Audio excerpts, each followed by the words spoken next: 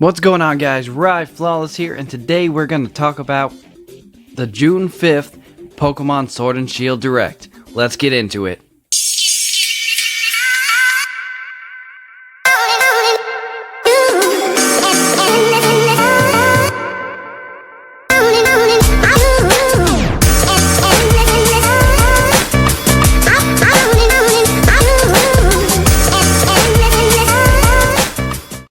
Alright guys, there's the results to our poll about what you guys wanted to see in the Pokemon Sword and Shield Direct. And most of you want to see new Pokemon, so I'm going to go ahead and start with that. So first we have the Sheep Pokemon Wooloo, which is a really cute design, and I think this is going to be a fairly common Pokemon in the Galar region. And I think, based on what they said in the Direct, its wool will be used in items throughout the region.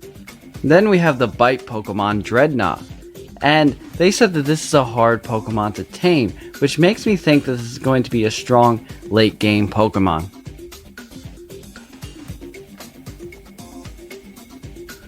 And then we have Corviknight, which is referred to as the taxi of the Galar region. It's the Raven Pokemon, and actually my favorite design out of all the new Pokemon that they show in the Direct.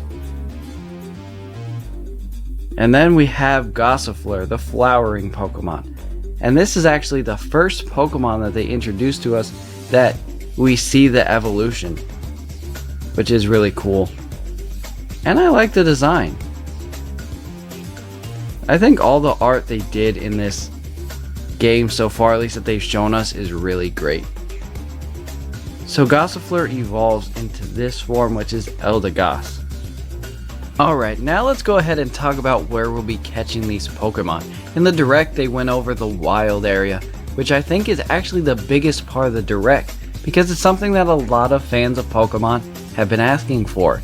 And this is a big open world area where we can control the camera.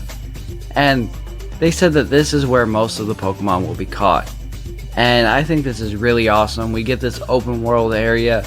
Plus we get the old school kind of Pokemon feel where there's controlled camera within the cities and things like that. But this is particularly cool because based on the place you're at in the wild area and the weather and the time of day, there will be different Pokemon there. So there's different potentials for different Pokemon each day that you're playing, which is absolutely amazing. I'm really excited to get my hands on this and play in the wild area. And we can see all the different varieties of Pokemon that are available here. And it's really expansive. I also want to point out that we can see overworld Pokemon in these images in this video. And so, on top of the random encounters that are coming back, it looks like there will be overworld Pokemon for us to interact with as well.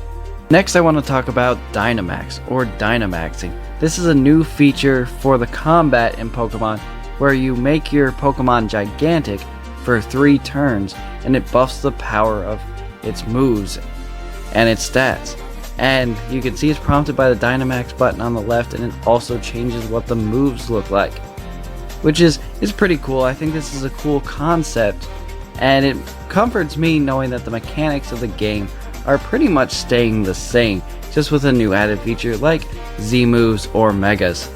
And to me, this looks like a good combination of the two. And to go along with Dynamaxing, we also have Max Raid battles. This is when you and up to 4 people play co-op, either local or online, to defeat a large Pokemon with this Dynamax ability and power. And in this battle, only one of the 4 of you can Dynamax, and it allows you to capture this Pokemon, and after defeating a Pokemon in a Max Raid battle, it actually unlocks them to be able to be caught within the wild area.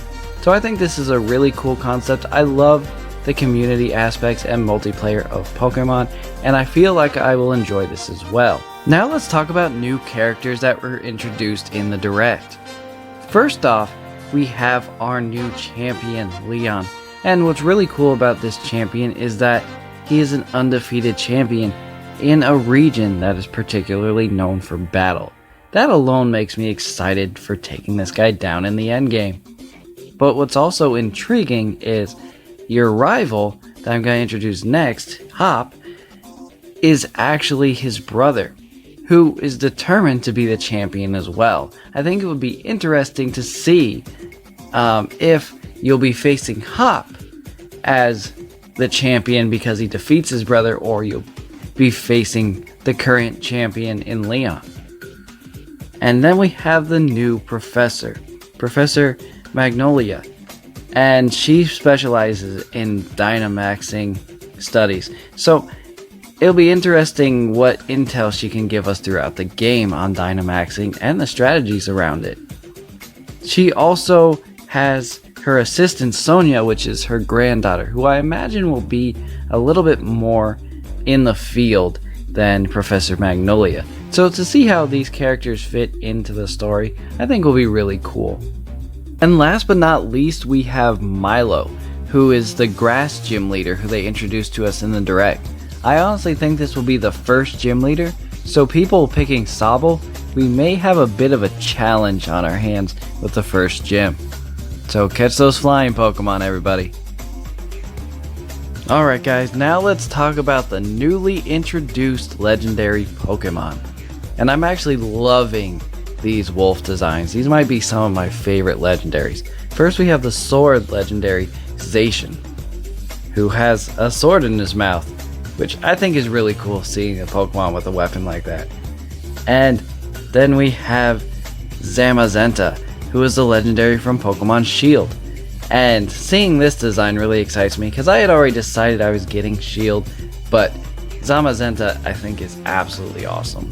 But I do like both these designs a lot, as I do really enjoy the wolf theme.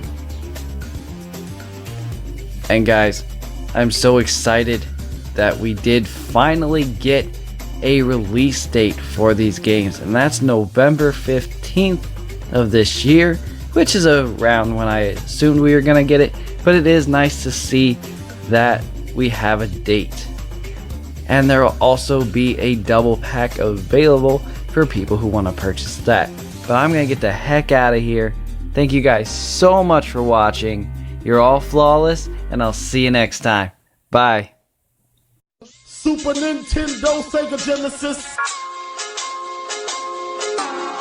Super Nintendo, Sega Genesis.